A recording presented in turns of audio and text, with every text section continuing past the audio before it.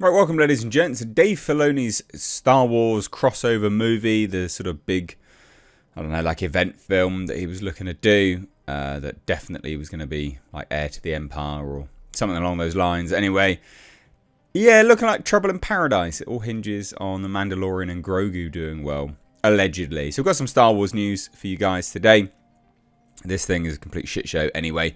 I know a lot of people don't care about Star Wars anymore. I understand that. But to those people that are enjoying at least just the general downfall of the, sort of Lucasfilm and Disney and that coming through in Star Wars, obviously people's disinterest, this video is for you, I guess. Hit subscribe if you are new here or you're a returning viewer who is not yet subscribed. I can see from the analytics. So, yeah, I saw this article and I was like, okay, right, well, this is not a surprise, but, it is interesting nonetheless. And it just says, rumour.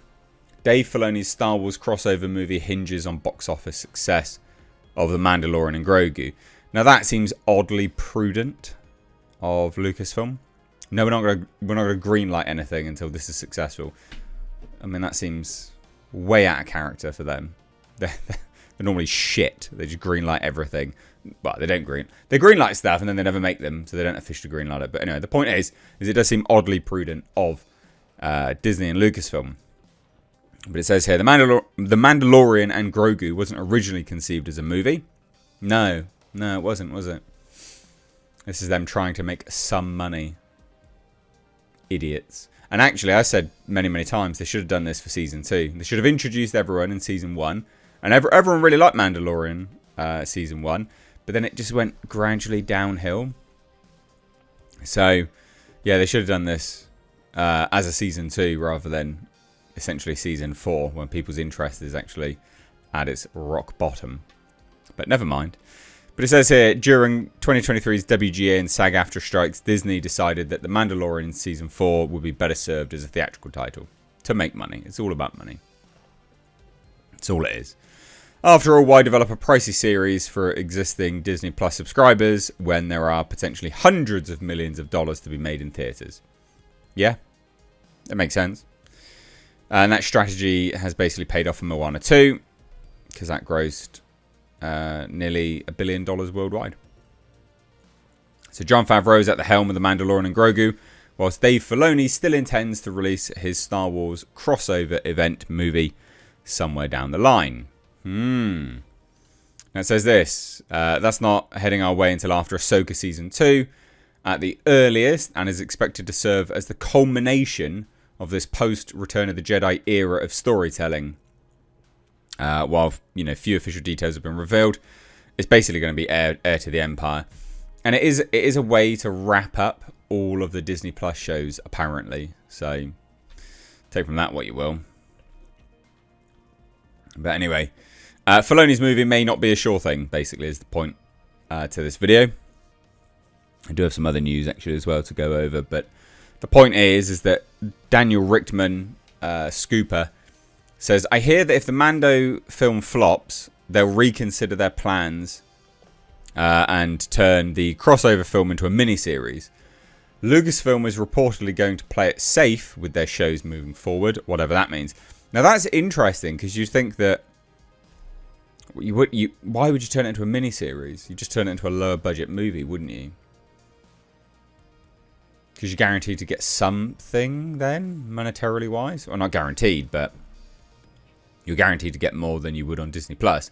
If you just made a movie, a low budget movie, lower than Star Wars generally anyway, low budget in that respect, and then released it in theatres, you will inevitably always have the potential chance of earning more money than you would if you just put it on Disney Plus for free.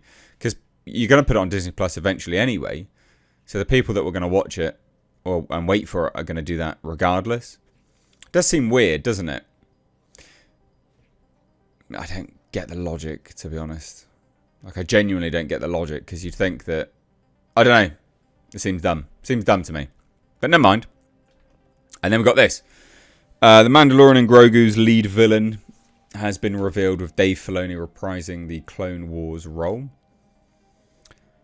Okay, let's have a look. So, Mandalorian and Grogu is one of Lucasfilm's most intriguing and exciting upcoming projects that only intriguing and exciting upcoming project, and it's barely. The movie started life as The Mandalorian Season 4, but similar to Moana 2, Disney CEO Bob Iger decided to shift it from streaming to theatres. Yeah, blah, blah, blah, blah, blah. Screen icon Sigourney Weaver has already joined the cast in a mystery role. That's cool. I still don't really care, but that's cool. While The Bear's Jeremy Allen White was recently tapped to play the buff Rota the Hutt. There's been no word on who the Mandalorian Grogu's big bad might be, though it's not outside the realm of possibility that Moff Gideon will return, especially if the version who died in Season 3 was indeed a clone. That could be cool. The Imperial Shadow Council is also set to appear, but Din Djarin's main foe is reportedly set to be the bounty hunter Embo. There you go. So according to Christian Harloff, notorious shill. Do you remember when he like bitched and moaned and cried that he wasn't getting access to stuff? So we reviewed things positively. We should get access. It's like, that is a fucking big reveal. I mean, we all knew it anyway, but that's a big thing to admit. Anyway, so the Clone Wars baddie will be a pretty significant part of the plot, apparently, with the movie set to feature him attempting to track down and kill the kidnapped Rota. Din and Grogu, meanwhile, have reportedly been hired to rescue him, revealing the movie's main conflict. Sounds lame, but fine. Harloff seems confident that Embo is the main baddie in The Mandalorian and Grogu, and confirms that Dave Filoni, yes, that Dave Filoni, Dave Baloney, but fine, will once again lend his voice to the villain. You can't wait. Can't wait. It does say this, without jumping to conclusions, like Moana 2, feels like this movie will be similar to Moana 2 in the sense that it's an episode of television expanded into feature format. Well, that's disastrous then, to be honest, but fine. So who is Embo? He's a bounty hunter who carried a bowcaster, wore a large-rimmed circular hat, which he used as a weapon or a shield. And even as a capable solo hunter, he worked with several different groups throughout the Clone Wars. So he's just Dave Filoni's like... I hate Dave Filoni. He's so shit. So overrated. But this is the character. So there you go. Trouble in Paradise for Dave Filoni. His movie may not be 100% confirmed, which actually does make a lot of sense in some regard. But then you think that if it didn't do well, you just wouldn't release anything. Because releasing it on Disney Plus is going to be financially worse off than just releasing anything in theatres. But whatever, I digress. I'd love to hear your thoughts. What do you guys think? Let me know down below. Do you care about The Mandalorian and Grogu? I know a lot of people don't. So it'd be interesting to see where you sit on that fence. Anyway, cheers guys. Take care. Bye-bye now.